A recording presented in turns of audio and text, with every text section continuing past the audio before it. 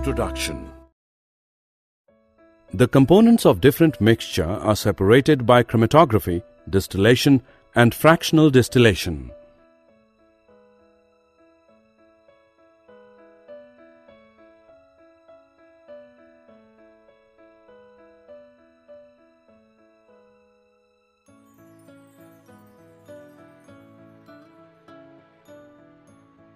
Objectives.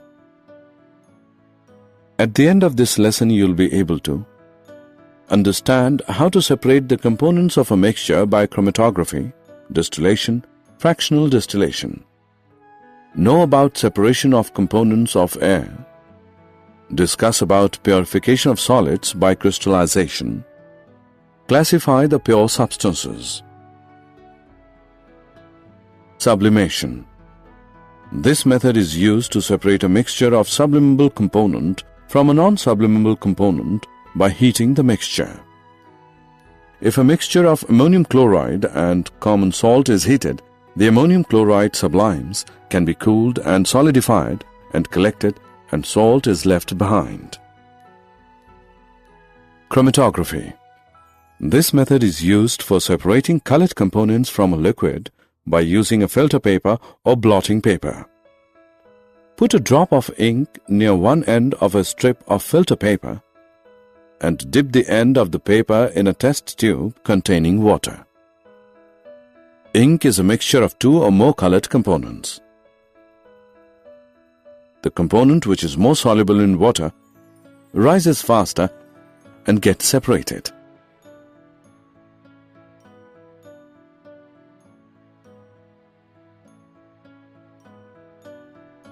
Distillation.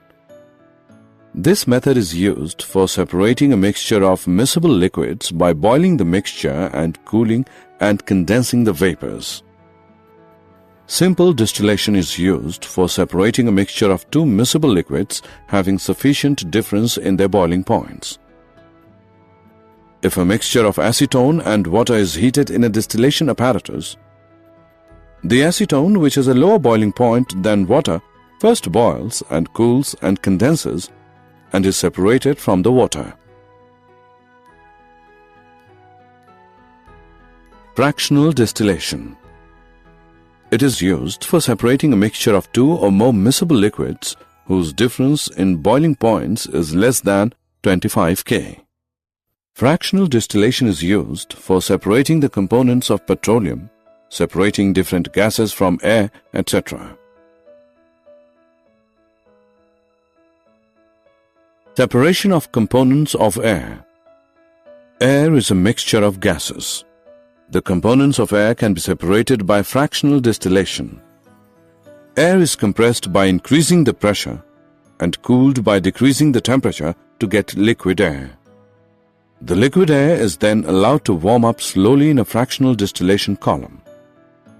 Then the different components separate at different heights depending on their different boiling points. Purification of solids by crystallization. Crystallization is the process of obtaining a pure solid in the form of crystals from its solution. By crystallization, we can obtain pure copper sulfate from its solution. Dissolve about 5 grams of copper sulfate in minimum amount of water. Filter the solution to remove the impurities.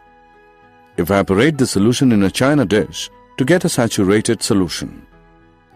Cover the solution with a filter paper and allow it to cool.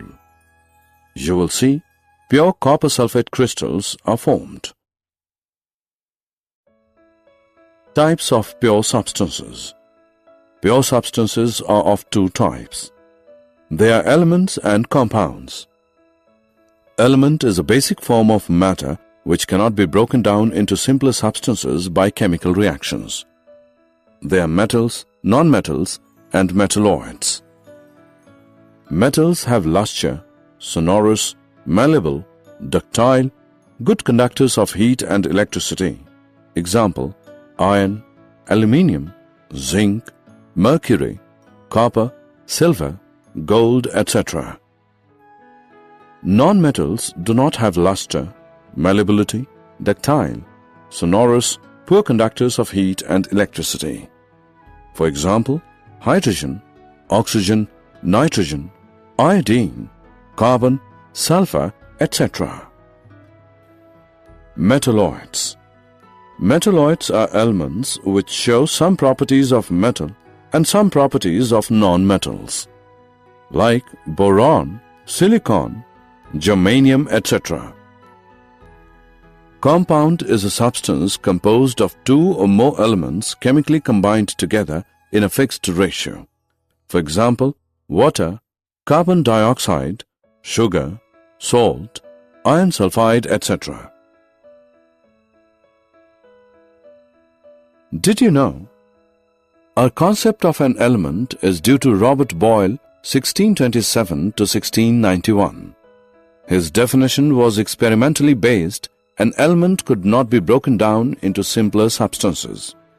This meant that all element identifications were tentative, since better techniques meant that a compound, mistakenly thought to be an element, might be shown to be an element. Another important idea at that time was the immutability of atoms.